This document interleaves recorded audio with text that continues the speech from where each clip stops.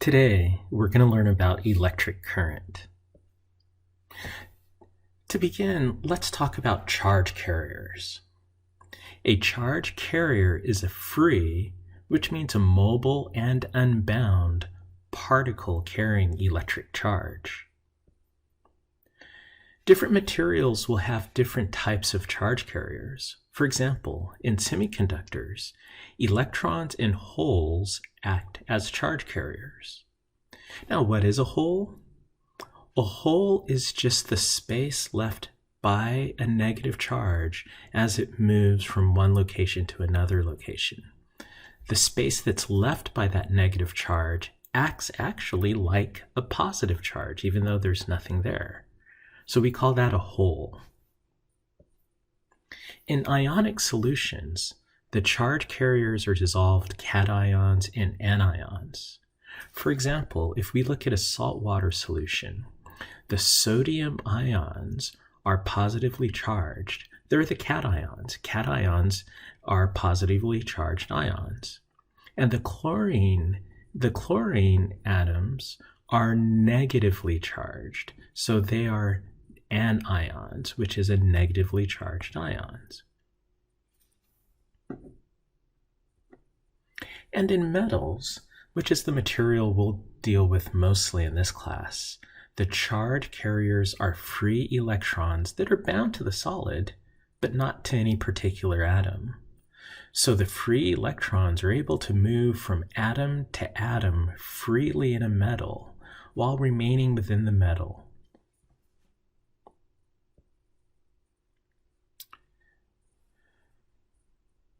Now remember, in the absence of other interactions, positive charges will accelerate from regions of high potential to low potential, speeding up when moving through a negative change in potential, slowing down when moving through a positive change in potential. On the other hand, negative charges will accelerate from regions of low potential to high potential, slowing down when moving through a negative change in potential, while speeding up when moving through a positive change in potential.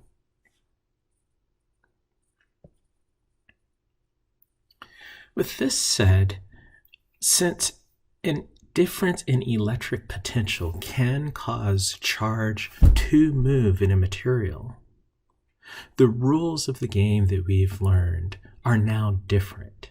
Whereas before we focused on electrostatics, these were charges in electrostatic equilibrium, non-moving charge.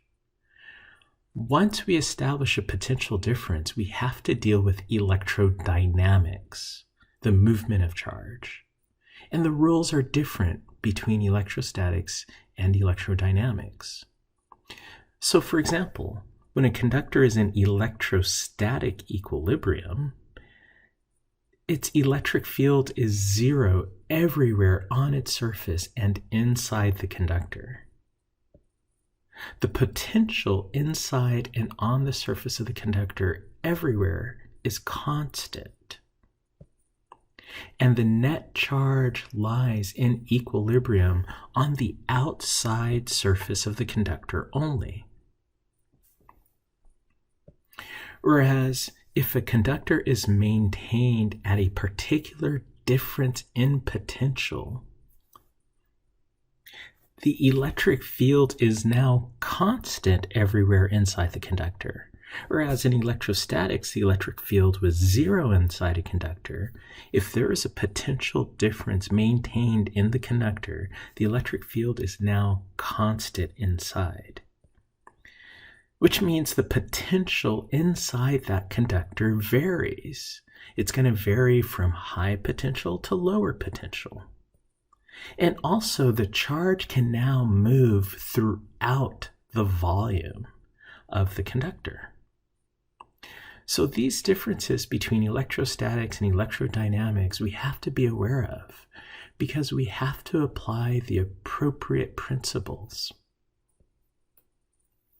Now, the main thing to note right now is, once again, a potential difference established between 2 points in a conductor creates a non zero electric field within that conductor, allowing the movement of charge throughout its volume.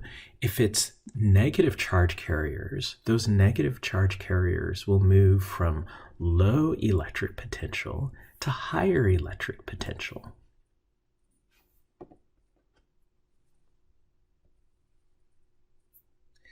This allows us to now define a movement of charge called an electron current. We will define electron current to be the number of electrons per second that pass through a cross-section of a wire or other conductor. So you can imagine that conductor having a sea of electrons in it. Remember, those electrons for conductors are unbound and can freely move from atom to atom. So we can think of it as just a sea of electron particles. Now, when a potential difference is established, remember, negative charges like electron will move from low to high potential. So that means that sea of electrons will begin to move in the presence of that potential difference. And we can measure how many of those electrons cross a particular point in a duration of time. And that is what we are going to call electron current, the number of electrons crossing a point in a certain amount of time.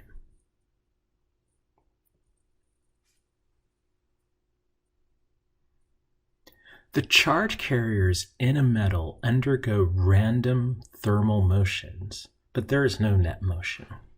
So if we take a conductor having a sea of electrons, those electrons are bopping about, randomly moving. But because the collisions are random, if you were to track one particular electron, on a whole, on average, that electron's net displacement will be zero due to all of the random motions, the random collisions that it'll experience. Now, the speeds of random thermal motion are extremely fast, on the order of 1 million meters per second. So if you were to follow that single electron is going to be moving at about 1% the speed of light. That's extremely fast, 10 to the 6th meters per second. But even though it's moving extremely fast, the random motion results in about zero net displacement of the charge carriers. So that single electron doesn't really move very far if you look at its net motion, approximately zero. Now, if we establish a potential difference, remember, establishing a potential difference means that we're going to have a non-zero electric field throughout that conductor. So charge carriers throughout the volume of a conductor drift in a net direction in response to a potential difference in non-zero electric field. So even though we have a large number of random motions, with the presence of that electric field, that gives a net direction for those charge carriers to move. So despite their continued random motion, positive charge carriers will drift in the net direction of an established electric field, while negative charge carriers, as depicted in this diagram, will drift in the opposite the direction of the established electric field. We can call the magnitude of the average velocity in which these charge carriers move, we will call that the drift speed. And the drift speed is just defined as the displacement along the electric field per the time it takes to undergo that displacement. More specifically, drift speed is the average speed in which charge carriers move through a displacement delta x between collisions in a time interval delta t.